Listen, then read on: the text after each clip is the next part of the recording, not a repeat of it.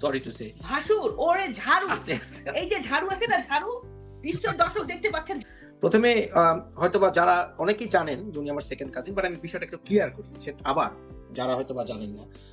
সংক্ষেপে বলতে গেলে জালিম, মেজর জালিমের নানি আর আমার দাদা আপন ভাই বোন। দ্যাট মিনস উনি আমার আব্বার আপন ফুফাতো বোনের ছেলে, এবং ওনার পুরো ফ্যামিলিটা, শুধু তাই নয়, ওনার পুরো ফ্যামিলিটা আমাদের খুব ক্লোজ, মেজর জালিম বাদে। একসময় জালিমও আমার আব্বার খুব স্নেহের ছিলেন, এবং আব্বা যেহেতু, মানে আমার আব্বাকে বলা হতো ব্রেইন অফ দ্য ফ্যামিলি, এবং সেখানে আজিজুল চাচা, আইনুল চাচা মানে আমিনুল ইসলাম, তাছাড়া খুকি ফুপু, জান ফুপু, মানে এনারা সবাই, পুতুল ফুপু, এনারা সবাই আমাদের খুব ক্লোজ, খুবই ক্লোজ। ওনার সৎ বোন সঙ্গীতা, আমি তোমাকে বলতে পারি যে এতগুলো বছর কেটে গেছে, ওনার বোনরা মৌ আপা, কে আপা,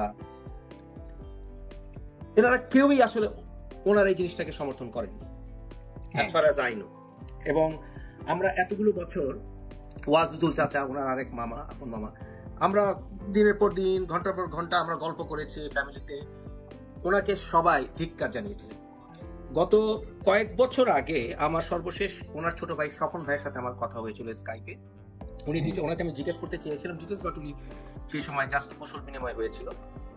তবে যেটা আমি বলতে পারি যে আমার পরিবার থেকে, বিশেষ করে আব্বাকে এক সময় খুব ঘনিষ্ঠ মামা হিসাবে উনি দেখতেন, কিন্তু আব্বা আমাকে কয়েকটি কথা বলে গিয়েছিলেন। এই কথাগুলির মধ্যে একটি হলো, বঙ্গবন্ধু কি স্বাধীনতার পরে রাইট করেছেন কি রং করেছেন, তার চাইতে বড় বিষয় হচ্ছে যে জাতির পিতার বুকে গুলি চালানো যায় না। আর এছাড়াও যে দেখো, যে বিষয়গুলো মেনে নিতে পারি না সাধারণ নাগরিক হিসেবে, পরিবার হিসেবে, এবং আমি চ্যালেঞ্জ করে বলতে পারি, আমি খুব অবাক হব,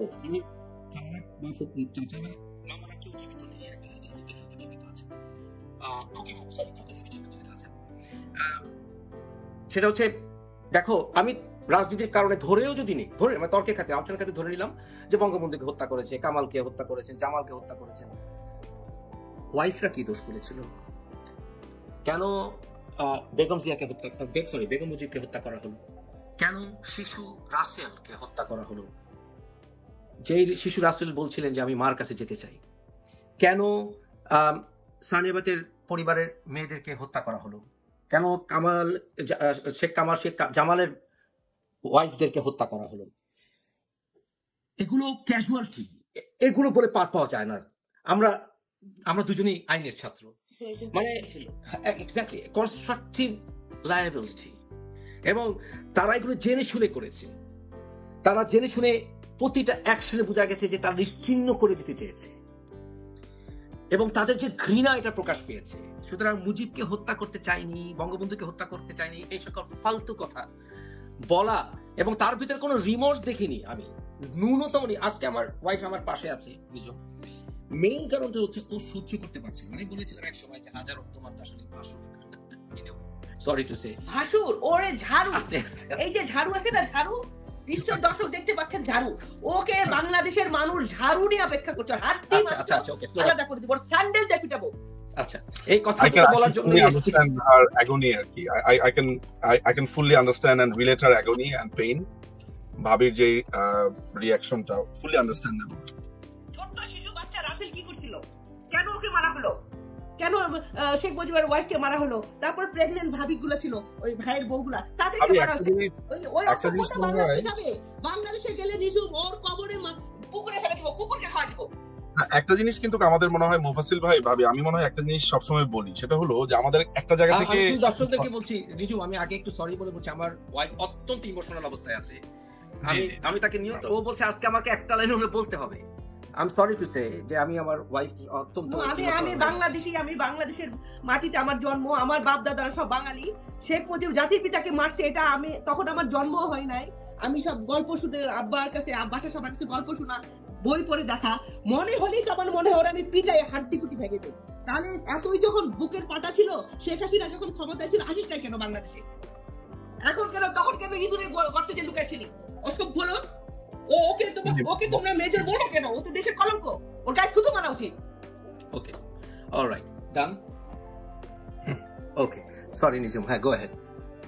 আমার কাছে যে জিনিসটা আমরা প্রায়, যেমন ধরেন আমরা এটা হয়তো বা এটা আলোচনার প্রেক্ষিতে বা যুক্তির খাতিরে আমরা প্রায় এই জিনিসটা বলি, সেটা হচ্ছে যে ঠিক আছে বঙ্গবন্ধুকে মারা হলো, তাহলে তার বাচ্চারা কেন, তার বাড়ির তার সন্তানদের স্ত্রীরা কেন, বা বেগম মুজিবকে কেন, বঙ্গমাতাকে কেন, বা সেন্নেবাতের ফ্যামিলিকে কেন, আমরা এই জিনিসটাতে আসি। এই জিনিসটা যখন আমরা বলি, আমরা ট্যাসিটলি বা মৌনভাবে আমরা একটা কথা বলি, আচ্ছা ঠিক আছে বঙ্গবন্ধু হয়তো বা মারা যেতে পারে পলিটিক্যালি। এই যে এই জায়গাতেও আমি সবসময় মনে করি যে মারা যেতে পারে। মানে আমরা আমরা অনেকেই কিন্তু এই আলাপটা করে, আচ্ছা ঠিক আছে বঙ্গবন্ধুর কথা বুঝলাম, তাহলে শেখ রাসেল কি দোষ করেছে? আমি কিন্তু ওই বঙ্গবন্ধুর জায়গা থেকে আমি শেখ রাসেল বাকি ফ্যামিলি মেম্বার অনেক পরে আসবো। বঙ্গবন্ধু যদি বঙ্গবন্ধুর কোন ধরনের অন্যায় তারা মনে করে, যদি বঙ্গবন্ধুকে কোনো সমালোচনা করে বা বঙ্গবন্ধুকে মনে করে যে তিনি দেশ চালাতে পারছেন না, বা সেটার কারণে কেউ সিদ্ধান্ত নেবে তাকে মেরে ফেলতে হবে, এবং সেইটা আমি তর্কের খাতিরে ধরে নিব, আপনি ঠিক আছে এইটা বুঝলাম তাহলে ওইটা কেন, আমি ওই প্রশ্নটাই করতে রাজি না ফার্স্ট অফ অল। কারণ আমার যেই আন্ডারস্ট্যান্ডিং এর আমার যেই জায়গাটা, সেটা হলো যে আমার মানে এটা তো এখন আজকে প্রায় বঙ্গবন্ধু হত্যাকাণ্ডের প্রায় মানে 75 যদি হয়, এটা হলো প্রায় 49 বছর হয়ে গেছে। এই 49 বছরে এই জিনিসগুলো খুবই ক্লিয়ার যে বঙ্গবন্ধু হত্যাকাণ্ডের প্ল্যান, ওনারা যে রিজন গুলো বলে সেটা হলো যে বাকশালের কথা বলে, রক্ষী বাহিনীর কথা বলে, সেটা তারও আগে। যেমন আজকের লাইভেই বলছে যে মুক্তিযুদ্ধের সময় থেকেই তারা ভাবছে যে দেশ ইন্ডিয়ার আন্ডারে চলে গেছে। 1973 13ই জানুয়ারি সাপ্তাহিক পূর্ণিমার একটি সাক্ষাৎকারে বঙ্গবন্ধুর আরেক খুনি রশিদ, সে সাক্ষাৎকারে বলে, তাকে জিজ্ঞেস করা হয় যে আপনারা বঙ্গবন্ধু হত্যাকাণ্ডের প্ল্যানটা কবে করেছিলেন? তখন আপনার রশিদ উত্তর দেয় 1973 সালে, কিন্তু আরেকটি গ্রুপ তার আগে কাজ করছিল। আমি যদি এই সাক্ষাৎকারটা আমার কাছে আছে এবং আমার পরপর দুটো বইয়ের ভেতরে আমি এটা রেফারেন্স সহ দিয়েছি। 13ই জানুয়ারি সাপ্তাহিক পূর্ণিমা, এই মানে এটা হচ্ছে রেফারেন্স। তো সেই সাক্ষাৎকারটা যদি আমি একটা ধ্রুব হিসেবে ধরে নেই, তাহলে বাকশালটা তো বা বাকশালের প্রশ্নটা তো এসেছিল অনেক পরে। তাহলে বঙ্গবন্ধু দেশে ফিরলেন হচ্ছে 72-এর 11ই জানুয়ারি। আমি এখন ধরে নেই 1973 সালে উনি পরিকল্পনা করেছিল রশিদরা, আমি যদি ধরে নেই যে ডিসেম্বর মাসে পরিকল্পনা করেছিল, তাহলে আরেকটা গ্রুপ কবে পরিকল্পনা করেছিল? আমি যদি 6 মাস আগে সেটাকে ধরে নেই, তাহলে ধরে নিচ্ছি যে আপনার 73 সালের জুন মাসে। তাহলে আপনি একটি ইলেক্টেড গভর্নমেন্টকে 1972 এক বছরও ঠিক না, 11 মাস, আর ওদিকে হচ্ছে 5 মাস, 11, 12, 13, 14, 15, 16, আপনি একটি ইলেক্টেড গভর্নমেন্টকে 16 মাস সময় দিতে রাজি না, যার মধ্যে বাংলাদেশে প্রায় 4-5টা জলোচ্ছ্বাস হলো, যুদ্ধ বিধ্বস্ত একটা দেশ। তাহলে সমস্ত যুক্তি তো ভেসে যাচ্ছে যে আমরা বাকশালের কারণে করেছি, আমরা ইন্ডিয়ার প্রভাবের কারণে করেছি।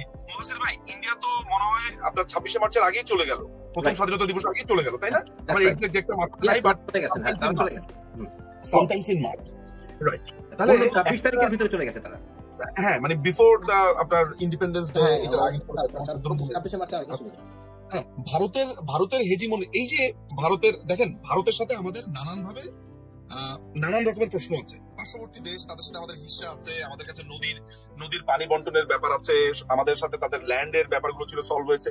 দেখেন একটা সীমান্তবর্তী রাষ্ট্র, শুধু ভারতই না, মায়ানমারের সাথেও আমাদের প্রবলেম ছিল, সমুদ্র সীমানা নিয়ে আপনি জানেন, সেটা মিটমাট হয়েছে। আরো প্রবলেম আছে, রোহিঙ্গা 11 লক্ষ 12 লক্ষ লোক সেখানে এসছে। আচ্ছা, এখন আমার কথা হলো যে এই যে ভারতের প্রভাব সেই জন্মের পর থেকে শুনে আসছি, একটা রাষ্ট্র যাদের প্রায় কথিত আছে 17,000, আরেকটা জায়গাতে বলা হয় 27,000, কেউ বলছে তারও কম। আমি ধরে নিচ্ছি যে একজন লোক মারা গেছে ভারতের আমাদের যুদ্ধের সময়, সেটা তো একটা প্রাণ, তাই না? মানে যুক্তি তো সেটা একটা প্রাণ।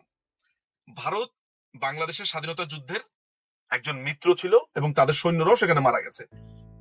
আমাদের প্রায় 1 কোটি মতো মানুষ সেখানে আশ্রয় নিয়েছে এবং তারা আমাদেরকে সেখানে খাদ্য, সেখানে আমাদেরকে থাকার সুযোগ করে দিয়েছে।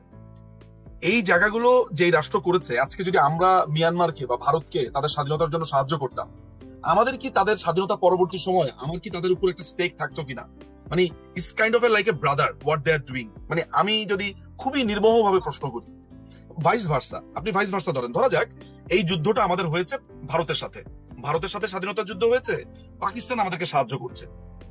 ঠিক একইভাবে আপনি কি প্রশ্নটা করতে পারি যে পাকিস্তান তখন যদি আমাদেরকে খোঁজ খবর নিত যে হোয়াট উই আর ডুইং, মানে অত্যুক্তি হতো কিনা এই খোঁজ খবর নেওয়াটা? মানে আপনি যদি খুবই নির্মমভাবে ব্যাপারটা চিন্তা করেন। ফলে আমাদের মুক্তিযুদ্ধের পরেই এই যে ভারত বিদ্বেষটা আমাদের মগজে, মননে নানান ভাবে ছড়িয়ে দেওয়া হয়েছে, এর কিন্তু একটা বড় কারিগর ছিলেন, আমরা যাকে বলি মুসলিম জননেতা বা কেউ বলেন মাওলানা সাহেব, কেউ অনেক নামে অভিধা করা যায়, রেড মাওলানা বলেন, আমি তার নামটাই বলছি, মাওলানা আব্দুল হামিদ খান ভাসানী।